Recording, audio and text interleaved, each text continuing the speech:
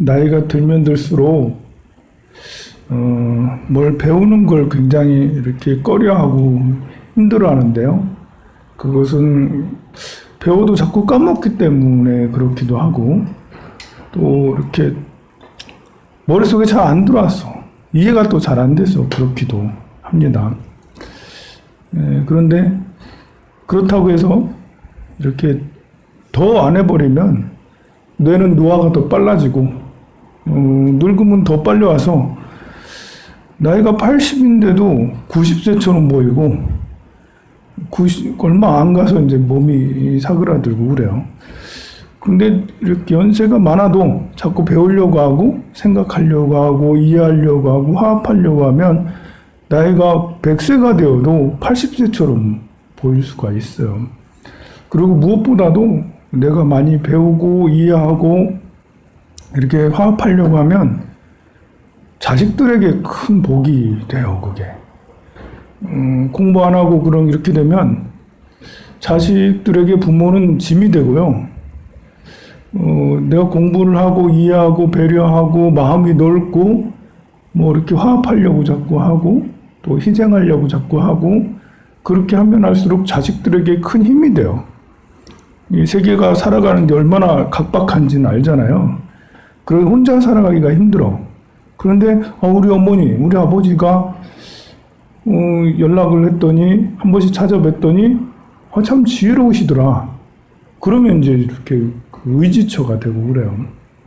그래서 여러분들한테 마음 공부에 대한 이야기 자주 해드리고 또 뭐 정치 얘기도 한 번씩 알아야 되는 시대의 흐름을 알아야 되니까 또 자본주의니까 경제 얘기도 자꾸 하고 그러는데요. 오늘은 중국 이야기를 좀 해야 될 것 같아요. 제가 이렇게 스티브 잡스도 얘기하고 빌 게이츠도 얘기하고 앨런 머스크도 얘기하고 제프 베이조스도 얘기하고 레리 페이지도 얘기하고 세르게이 브린도 얘기하고 이렇게 구글 창업자 이런 창업자들에 대한 이야기들을 종종 했잖아요. 근데 이제는 중국에 관심을 가져야 될 때가 왔다. 좀 늦었죠, 뭐. 좀 재바른 사람은 작년이나 뭐 언제부터 벌써 미중 무역 갈등 이런 때부터 중국에 관심을 가졌겠죠. 그러나 지금 관심을 가져도 늦지 않다. 여러분들 보고 이렇게 뭐 중국에 관심을 갖고 뭘 하라는 건 아니에요. 여러분들이 알고 있어야지. 여러분들 아들, 딸들이 얘기할 때 나보다 우리 엄마가 더 잘하네. 나보다 우리 아빠가 더 잘하네. 잘 알고 어떻게 이런 걸 알고 계시지? 이렇게 해야지 자식들이 부모에게 의지가 되고 힘이 돼주는 거지. 맨날 우리 아빠 엄마는 아버지 어머니는 걱정만 하고 이렇게 제가 뭔가를 하려고 해도 하지 말아라 얘. 그거 하면 큰일 난다 야. 맨날 그만하고 하지 말라고만 하시고 그러니까 상의하거나 뭘 대화가 안 돼. 지금 미국이 중국을 때리고 있는 것은 중국이 그만큼 많이 성장해서 미국을 위협할 만큼 커졌기 때문에 그래요. 본래 40%의 법칙에서 미국은 40% 정도 될 그 GDP가 40% 정도 되면 러시아나 일본처럼 본때를 보여줬어요. 근데 중국은 어쩌다 보니까 늦었어. 왜 그런지는 모르겠어요. 왜 늦었는지 모르겠는데 지금 거의 70%에 육박하거든요. 미국 경제 규모가 이제 21조 달러 정도 되고, 이렇게 중국의 경제 규모는 14조 달러 정도 돼요. 엄청나게 이제 우리나라는 1.7조, 1.6조 이러고 있으니까요. 이렇게 우리 1.6조하고 14조, 뭐 21조하고는 차이가 엄청나죠. 총 생산을 말하는 거예요. 총 생산. 그러니까 3분의 2까지 올라왔어요. 그럼 3분의 2까지 올라온 것과 그리고 중국이 발전 속도 그리고 중국이 준비하고 있는 이런 것들은 결코 가볍지가 않아요. 중국이 1대1로나 인터넷 플러스 이런 걸 통해서 지금 산업 발전이 특히 4차 산업혁명에 대해 분야에 대해서는 미국보다 더 빨라요. 미국이 이제 뭐 구글이 뭐 이렇게 테슬라가 몰라 이렇게 앞장서고 애플이 앞장서고 아마존이 앞장서서 4차 산업혁명을 이끌고 하지만 그렇지만 중국이 더 빠르게 치고 올라와서 어쩌면 역전이 될 수도 있어요. 지금 뭐 이렇게 애플이나 아마존을 넘어설 수 있는 기업은 아마 세상에 아직 없죠. 그런데 알리바바하고 텐센트 같은 경우는 좀 다르죠. 우리는 알리바바하고 텐센트를 기억을 좀 해야 돼요. 알리바바, 텐센트. 알리바바의 창업자는 마윈이고 텐센트의 창업자는 마와텅이거든요. 최소한 이 정도는 시진핑을 알고 알리바바를 알고 텐센트 정도는 알아야 되는 거고요. 알리바바는 이제 종합 쇼핑몰이라고 생각하면 돼요. 아마존 같은 종합 쇼핑몰이고 우리나라는 아직 종합 쇼핑몰이 체계가 이렇게 하나로 통일화되지 않았죠. 네이버가 뭐 종합 쇼핑몰을 하긴 하지만 네이버가 자체로 쇼핑몰을 하는 게 아니라 네이버는 여러 회사들을 모아서 이렇게 가격 비교를 해주는 그런 정도밖에 안 되니까요. 예를 들면 이제 네이버하고 이마트, 네이버하고 이마트가 서로 합쳤다. 뭐 이 정도로 된 것이 알리바바나 아마존인데요. 아마존은 영역이 더 커요. 근데 알리바바는 이제 이렇게 종합 쇼핑몰이라고 생각해서 우리나라 사람들은 알리바바 정도는 다 들어봤을 거예요. 근데 텐센트는 의외로 잘 몰라. 텐센트는 우리나라 카카오랑 비견될 만큼 전 국민들이 중국에서도 위챗이라는 텐센트에서 나온 위챗을 쓰고 있거든요. 세계에서 자기네 나라에서 특화된 이렇게 그 SNS 커뮤니케이션 이런 걸 갖고 있는 나라는 별로 없어요. 대한민국 카카오가 있고 일본은 라인을 쓰고 있어요. 100%는 아니지만 카카오만큼은 아니지만 라인을 많이 쓰고 있어요. 라인은 다행히도 우리나라 네이버 거예요. 우리나라 네이버의 라인은 우리나라에서는 별로 그렇게 인기가 없지만 일본에서는 참 신기하게 인기가 많아요. 그리고 중국의 위챗 정도예요. 그리고 나머지는 모두 다 페이스북이나 이렇게 페이스북 그것도 또 텔레그램이나 이런 여러 가지 다른 것들이 거대 자본들이 잠식을 하고 있어요. 전 세계가. 우리나라하고 중국 같은 경우는 특이한 경우죠.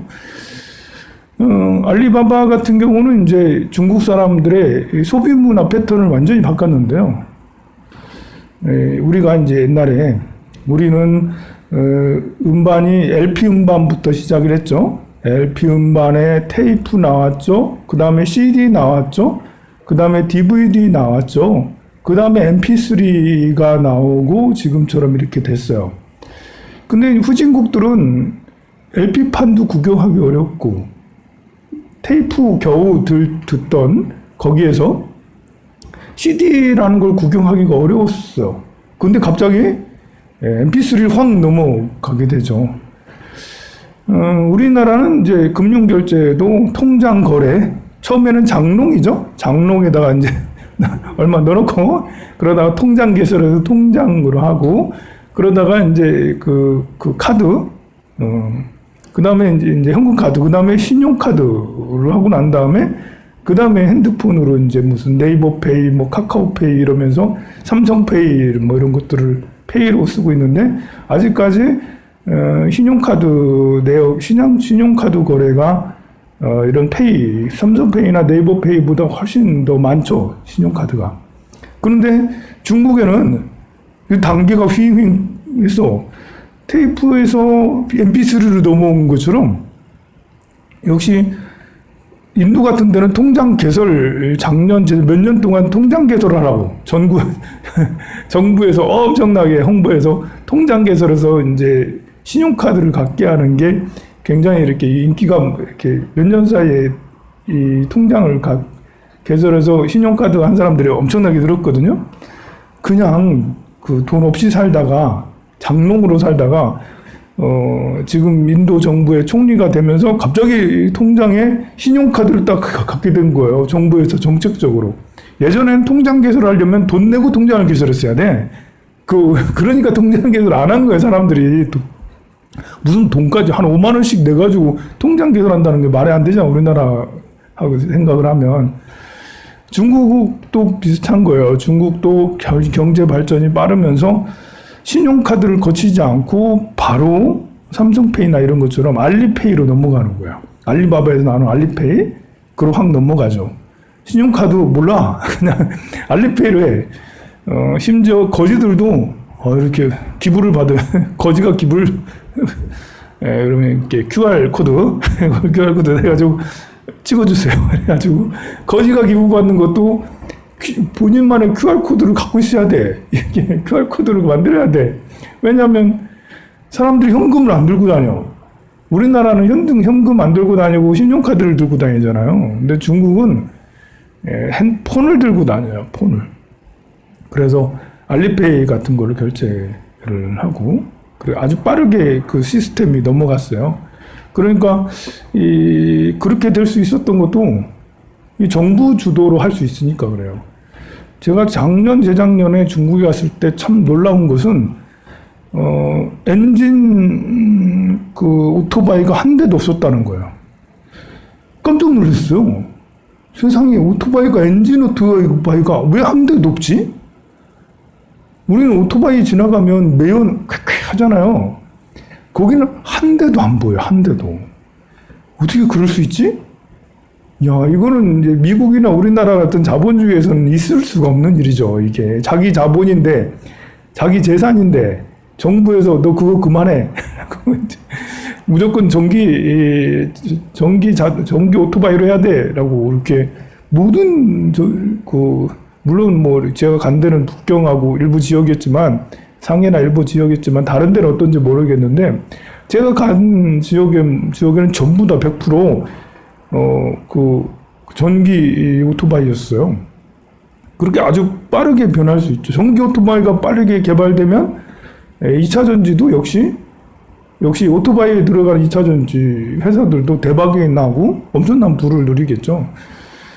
그리고 중국에는 이렇게 인터넷 플러스 정책적으로 인터넷 플러스 정책을 써요. 우리는 이제 1대1로나 뭐 이렇게 또 동북공정 이런 공정을 뭐 중요하게 여기고 하는데, 이 중국의 전 정부가 인터넷으로 들어가기만 하면 뭐든지 다 지원해주고 후원해준다는 거죠. 예를 들면 이제 이렇게 전국에 중국은 CCTV를 엄청나게 깔아놨어요. 수억 개가 깔려 있어, CCTV가. 그럼 CCTV 업체도 대박 나겠지만 CCTV의 안면인식 이런 회사들이 있거든요. 왜 안면인식 연구하는 이 사람이 황산 스님이고, 황산 스님이 전에 전과가 있어. 그러면 이제 이게 다 입력이 돼 있을 거 아니에요? 황산 스님 전에 상을 탔어. 뭐 대통령상을, 시진핑 상을 탔어. 그럼 딱 이렇게 입력이 돼 있잖아요. 그러면 이게 카메라가 너무 정말 많으니까 그 카메라들의 안면인식을 해서 저 사람이 황산 스님이다. 그럼 황산 스님 정보 딱 뜨면서 황산 스님의 내력, 언제 출가했고, 윤사 스님 누구고, 뭐 전과 기록은 얼만큼이고, 토상 기록은 얼만큼이고, 해서 등급이 이 사람이 1등급이다, 이 사람 7등급, 이런 것이 이제, 이렇게, 중국에 이런 것이 개발되니까, 안면인식 이런 쪽으로, 또 보안 관련 이런 쪽으로 회사들이 엄청나게 발전하는 거야. 믿을 수 없을 정도로 정부에서 정보를 다 주는 거야. 우리나라는 핸드폰 번호 유출되고 주민번호 유출되고 이러면 당장 소송 걸죠. 소송 걸어서 이제 개인보호법 뭐 이러면서 이제 하는데, 중국 사람들은 별로 핸드폰 유출되는 거 뭐 그럴 수도 있지 뭐. 이제 내 얼굴 뭐 이렇게 다른 얼굴 기록들이 전부 다 다른 기업들에게 인터넷 플러스이기 때문에 그걸 연구하는 업체가 정부 기준의 요건에 어느 정도 부합이 되고, 또 그 연구한 업체에서 관에게 시장이나 그 시에 상해나 뭐 이렇게 항주나 그 시에 시장에게 얼마 돈 좀 이렇게 좀 드릴게요. 좀 그것 좀 주세요 하면 모든 개인정보, 안면에 대한 이런 CCTV의 개인정보를 그 회사에 다 쓸 수 있다라는 거죠. 그런 이제 CCTV를 모두 다 열어볼 수 있다는 거 엄청난 특혜예요. 왜냐하면 데이터는 쌀이잖아. 데이터는 식량이라고요. 데이터 그 전 중국의 수십억 개 사람들의 안면들을, 얼굴들을, 행동거지, 행동 양식, 어디가, 그 사람이 카페에 갔다, 그 사람이 밥집에 갔다, 그 사람이 어디 갔다, 그 모든 것들을 다 알 수가 있잖아요. CCTV를 보면. 그 데이터를 그냥 생으로 갖다 쓸 수 있다는 거죠. 그 우리나라는 가능할까요? 여기 구청에 가면 곳곳에 CCTV 많아요. 제가 사업을 해요. 저는 안면인식 사업을 할 건데요. 구청장님, 저한테 그 정보 좀 넘기세요. 그걸 넘기면 구청장하고 나하고는 감옥 가겠죠? 감옥 갑니다. 이제 할 수가 없어요. 그런데 너무 쉽게, 그것뿐만 아니라, CCTV뿐만 아니라, 중국은 병원도 우리나라하고 좀 달라요, 체제가. 병원의 생체 정보까지. 네. 병원의 생체 정보를 모두 다 취합 요령이 누적돼 있어요, 관에는. 그래서 내가 원격 의료 뭘 한다, 이렇게 해서 정부 기준에 부합하고, 부패가 별로 없고, 좀 어느 정도 자본을 가지고, 이렇게 울산시장님, 제가 이걸 하는데요? 그러면 이제 울산시에 이렇게 이렇게 큰 병원들 많잖아. 거기에 있는 생체 정보들을 내가 다 갖다 쓸 수 있는 거예요. 그러면 본래 유럽이나 미국이나 이런 데는 한 사람의 생체 정보를 얻으려면 수천만 원부터 몇 억까지 돈 줘야 필요하거든요. 근데 중국은 거의 무료로 이제 아주 싼 가격으로 그 생체 정보를 모두 다 이용할 수 있는 거예요. 그럼 어떻게 되겠어요? 중국인들 사실 머리가 좋거든요. 대한민국 사람만 머리 좋은 게 아니거든요. 중국인들은 수천 년 동안 장사를 해온 사람들이기 때문에 굉장히 머리가 잘 돌아가요. 그런 것들로 원격 의료에 또 안면인식 이런 걸로 이렇게 그 새로운 기술들을 또 지금은 또 이렇게 며칠 전에 이렇게 자율주행 택시까지 이렇게 출시를 했어요. 아직 사람이 타긴 해요. 그 사람은 앉아만 있어. 주행은 기계가 하는 거예요. 자율주행으로. AI 기술로 하는 거예요. 자동차가 AI 기술로 자율주행을 할 수 있다는 것은 아까 말한 카메라 기술, 안면인식이나 그 사람의 생체 정보 이런 모든 것들이 다 취합이 돼야지 이게 사고가 나지 않고 AI가 자유롭게 운행을 할 수가 있거든요. 그런데 그런 것들을 지금 실시를 했다 이거죠. 시범이겠지만 어쨌든 택시가 우리나라는 택시가 자율주행 어쩌고저쩌고 이러면 큰일 납니다. 이제 국회의사당이 택시 기사들을 꽉 찹니다. 이제 못합니다. 못합니다. 원격의로 어떻게 했다가는 또 의사, 약사들이 나와가지고 합니다. 중국 같은 경우는 내가 필요한 약을 배달까지 받아요. 우리는 지금 병원 가서 타야 되잖아요. 근데 또 이렇게 의료 구독 서비스가 있어.